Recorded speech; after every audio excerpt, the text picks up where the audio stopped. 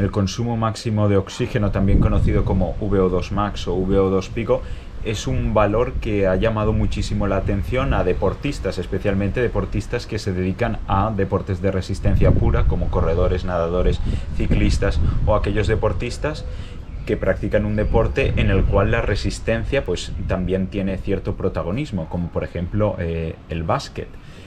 Lo que realmente es importante al final también, sobre todo, son otros valores, como por ejemplo los umbrales. Pero bueno, este no es el tema de discusión para ampliar lo que os había comentado anteriormente sobre la esclerosis lateral amiotrófica, aunque todo esto del consumo de oxígeno se puede extrapolar o extender a toda la población que hace ejercicio físico. Como ya os había dicho anteriormente, las personas que tienen ELA, sobre todo una ELA más avanzada o más grave, tienen un consumo máximo o pico de oxígeno más reducido, y también su frecuencia cardíaca cuando hacen un esfuerzo determinado también se ve reducida.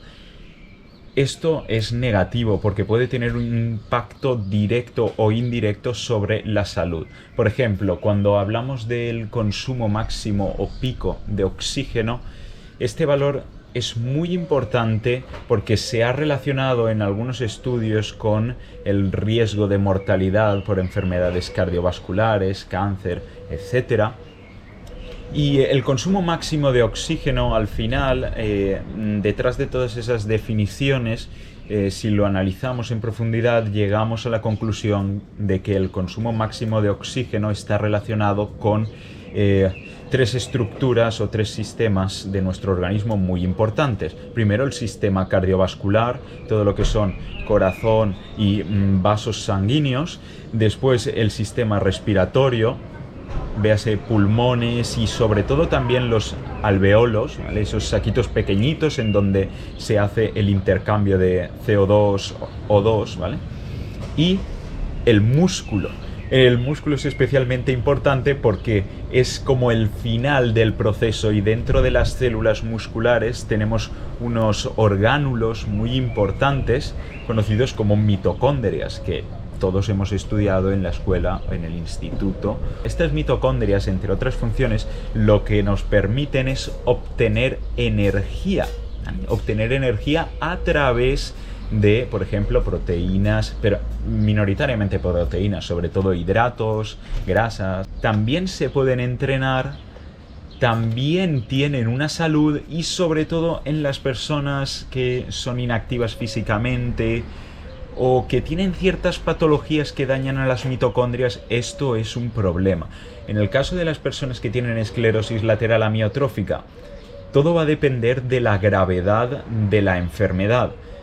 A lo largo del estudio de muchísimas patologías crónicas en estos años, me he dado cuenta de que, y esto es algo que también es de sentido común, ¿no?, que cuanto más grave es la enfermedad, más te va a limitar, y sobre todo también va a limitar tu capacidad de movimiento, y eso obviamente va a impactar en valores como el consumo máximo de oxígeno. Además, las mitocondrias suelen trabajar menos, las redes de estas mitocondrias suelen ser más pobres, la cantidad de aire que podemos albergar en nuestros pulmones también se reduce, especialmente si somos personas inactivas, y nuestro corazón o nuestro sistema cardiovascular también puede perder fuerza, porque el corazón al final es un músculo, un tipo concreto de músculo, el músculo cardíaco. Si no trabaja, ya sea con trabajo de resistencia o trabajo de fuerza, va a perder capacidades, ¿vale? El corazón es entrenable, y al final, cuando esos tres sistemas no trabajan bien, esto puede traducirse en un consumo de oxígeno bajo. Cuanto más bajo sea ese consumo de oxígeno, más en riesgo nos vamos a poner, ¿vale? ¿Por qué? Porque eso significa que estos tres sistemas, músculo, sistema cardiovascular y sistema respiratorio, no trabajan bien, ¿vale? Y al final eso es muy importante para nuestra salud. Por otra parte, cuando hablamos de la frecuencia cardíaca, ¿por qué estas personas no pueden elevar tanto su frecuencia cardíaca cuando hacen ejercicio? En algunos deportistas, sobre todo, existe la concepción de que elevar demasiado la frecuencia cardíaca es algo negativo. Sin embargo, aquí no estamos hablando de elevar demasiado, por ejemplo, salgo a trotar o a hacer un ejercicio de intensidad leve o moderada y enseguida me pongo cercano a las 200 pulsaciones por minuto. No estamos hablando de eso, estamos hablando de que estas personas a lo mejor les puede llegar a costar pues llegar a 130 latidos por minuto. Esto sí que puede tener consecuencias negativas para la salud. Se ha visto que, bueno, básicamente nuestro organismo, como siempre, tiene varias formas de aumentar nuestra frecuencia cardíaca. Una de ellas es a través del sistema nervioso autónomo. En concreto, una parte de ese sistema nervioso autónomo, conocido como sistema nervioso simpático. Y ya he dicho muchas veces que de simpático tiene poco.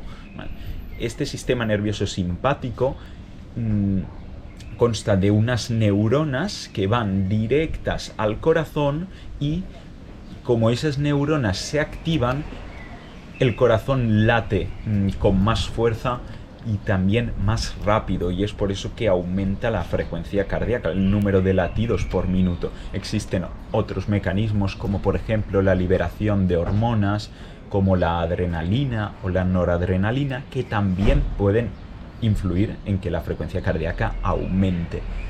Por lo que sabemos, las personas que tienen esclerosis lateral amiotrófica tienen una especie de alteración en el correcto funcionamiento de este sistema nervioso autónomo y por tanto no son capaces de aumentar tanto la frecuencia cardíaca. Por otra parte, también el sedentarismo, la inactividad y, por ejemplo, si esta persona ya está prácticamente todo el tiempo en una silla de ruedas, en una cama en un hospital o en la cama en su casa, ahí obviamente nuestro sistema cardiovascular también está sufriendo y se está debilitando, y después cuando le pedimos que haga cierto esfuerzo, pues también le va a costar trabajar más con pulsaciones más altas.